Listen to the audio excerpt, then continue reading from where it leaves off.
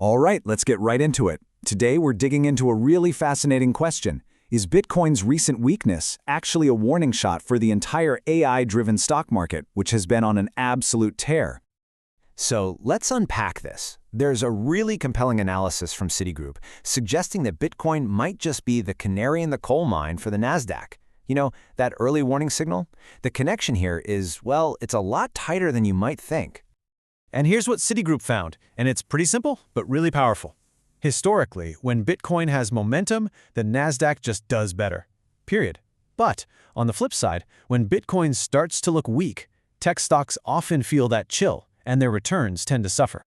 Now, the key signal they're watching is this 55-day moving average. Just think of it as a basic trend line. And here's the kicker.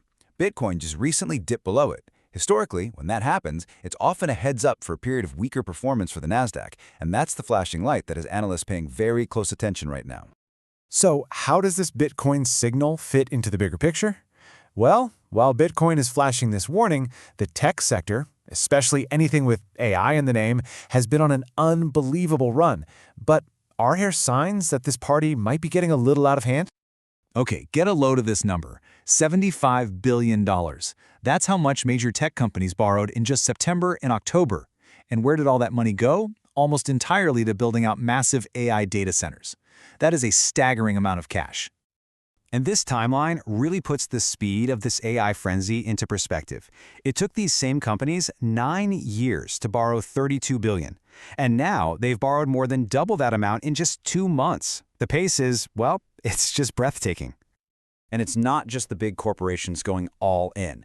Retail investors are jumping in with both feet. We're seeing weekly stock buying hit a 4-month high, and it's all flowing into those same huge tech names.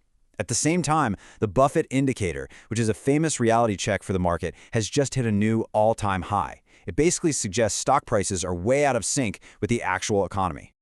And that is the exact phrase some market experts are using to describe where we are right now. You know, when a metric named after one of the most famously cautious investors ever is at a record high, it's a pretty strong hint that we might be floating in bubble territory. Okay, so with that huge macro picture in our minds, let's zoom right back into Bitcoin itself. Because right now, it's fighting a really critical battle around that $100,000 level. The analytics firm Glassnode calls this a major speed bump for the market. Now, this concept is super important. The price is currently stuck below the average price that recent buyers paid. When that happens, all those newer investors are suddenly underwater on their investment. That creates a lot of psychological pressure to sell, and it definitely increases the risk of a bigger slide down to the next support level, which looks to be around $88,500. But hold on, it's not all doom and gloom. Here's the other side of the coin. Despite this price drop, a very healthy 71% of all Bitcoin is still in profit. This actually keeps the market in that normal 70 to 90% range that we typically see during a mid-cycle cooldown. So you can think of it more like a correction, not a complete catastrophe. And this number tells a similar story. The market's total unrealized loss is sitting at just 3.1%. That signals, moderate stress, like a healthy pullback. It is a long, long way from the deep panic of a true bear market, where you'd see this number shoot past 10%. Okay, but this is where it gets really telling. We're seeing a really important shift in who is selling. Earlier in the cycle, the long-term, experienced investors were taking profits as the price was going up. Now, they're selling as the price is going down. This points to a bit of investor fatigue, like the confidence of some of the most seasoned players is starting to wane. And all this selling from the long-term holders is happening at the exact same time that demand is weakening. That huge appetite we saw from the US Bitcoin ETFs, it slowed down a lot. And overall market activity has cooled off too. There just aren't as many new buyers stepping up to absorb all the coins being sold. So let's switch gears and look at the derivatives market.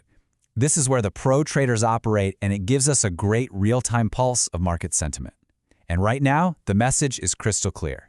Traders are playing defense, not offense. So, we're seeing a massive unwinding of risky, speculative bets. Traders are becoming much more neutral, cutting back on leverage. But most importantly, we're seeing huge demand for put options. These are basically insurance policies against the price dropping. People are actively paying more for protection, which is a sure sign they're bracing for more downside, not trying to catch a falling knife. And this quote from Glassnode just perfectly captures the mood. The market is tense, it's oversold, sure, which means a bounce could happen, but it's not in a full-blown panic. It's just cautious. The whole thing is balanced on a knife's edge. And so, it really all boils down to this one question. The market is basically in a standoff, waiting for its next big move. Is a fresh wave of buyers going to show up and absorb all the supply from these tired long-term sellers? Or will the sellers stay in control and push us through these critical support levels? That is the billion-dollar question right now. If you found this video helpful, be sure to smash that like button and subscribe so you don't miss your next Daily Edge. More news in our Telegram channel in the first comment. See you next time.